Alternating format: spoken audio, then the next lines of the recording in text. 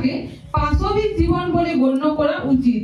পশুরাও এই সকল কর্মে উৎসাহী হওয়ায় মানুষ এসবের ঊর্ধ্বে উঠতে অক্ষম হলে মানব জীবন ও পশু জীবনের মধ্যে প্রভেদ কোথায়?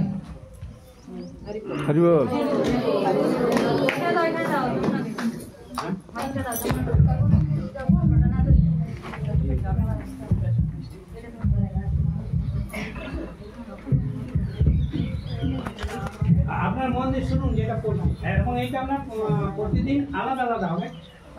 হরে কৃষ্ণ। বিজ্ঞান কি হয় নাকি কোন থেকে? তারপরে থেকে মানুষ পশু থেকে উন্নত বলে বিবেচিত। মানুষ পশু থেকে তখন উন্নত বলে বিবেচিত হয় যখন সে উৎসুক হয়ে জিজ্ঞাসা করে, এই দুঃখময় অবস্থায় আমার পতন হলো কেন? এই দুর্দশা থেকে উদ্ধারের পথ আছে কি? জীবন কি শাশ্বত নিত্য? আমরা মরতে চাই না, আমি দুঃখ ভোগ করতে চাই না, আমি শান্তিময় সুখময় জীবন কামনা করি। এরকম জীবন লাভ কি সম্ভব? আমার অভীষ্ট জীবন লাভের পদ্ধতি বা বিজ্ঞান কি? এইসব ধরনের প্রশ্ন এবং তার যথাযথ উত্তর দানের ফলে আমাদের প্রকৃত মানব সভ্যতা। মনে এই ধরনের প্রশ্ন না জাগলে সেটিকে পাশবিক সভ্যতাই বলা উচিত।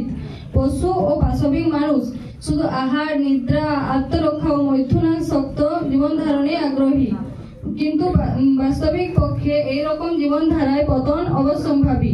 বাস্তব সত্য এই যে প্রকৃতপক্ষে কোনো সুষ্ঠু নিরাপত্তা ব্যবস্থা নেই, কেননা নিষ্ঠুর মৃত্যুর কোরাল গ্রাস থেকে কেউ রক্ষা করতে পারে না।